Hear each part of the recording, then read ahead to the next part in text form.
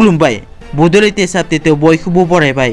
गिबिनि साबटेटआव दङ बिपिएफ दोलोनि देरहासार जानाय मुनमुन ब्रह्मआ एमसिएलए मासिनिफ्राय दानजानो हासिगौ।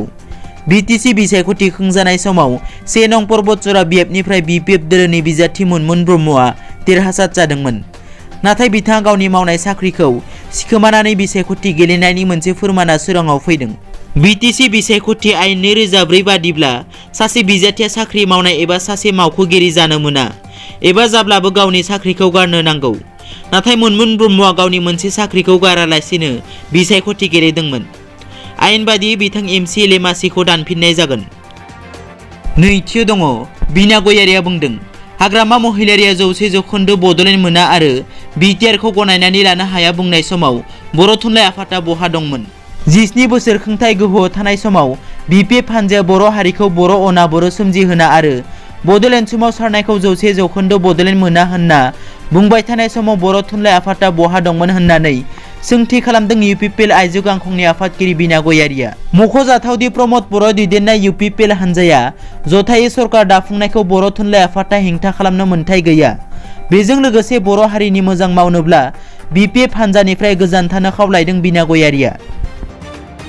थामथियाव दङ नंखाय साख्रि होगोन होननानै रां लानो फैनाय हमजादों सासे सेंग्राया।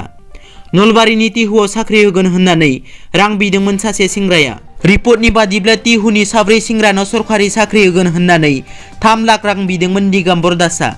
बरपेटानि दिगम्बर दासआ रेल बिफान, सावस्रि बिफान आरियाव साख्रि होगोन होननानै रां बिदोंमोन। बे 3 लाख रांखौ लानो फैनायावनो पुलिसआ दिगम्बर दासखौ हमनो हायो। ब्रैथियाव दङ मुनमुन ब्रह्मखौ एफआइआर होबाय। 1 नं पर्बतजरा बिएफनि बिपिएफ दोलोनि देरहासार जानाय मुनमुन ब्रह्मखौ इउपिपिएल दोलोआ क'क्राझार पुलिस थानायाव एजाहार होबाय।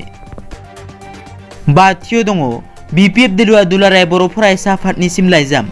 बिटिसिनि बारग' खुंगिरि हाग्रामा महिलारि दैदेननाय बिपिएफ राजखान्थि हानजाया दुलाराय बर' फरायसा आफादनि जहै बिटिआरआव इउपिपिएल आरो बिपिएफ जथायै सरकार दानायाव मदद होनो थाखाय गांसे हांख्राय बिलाइनि गेजेरजों खावलायदों।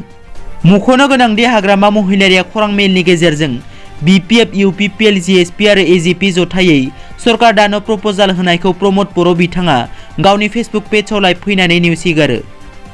दिनैनि रादाबा एसेनोसै।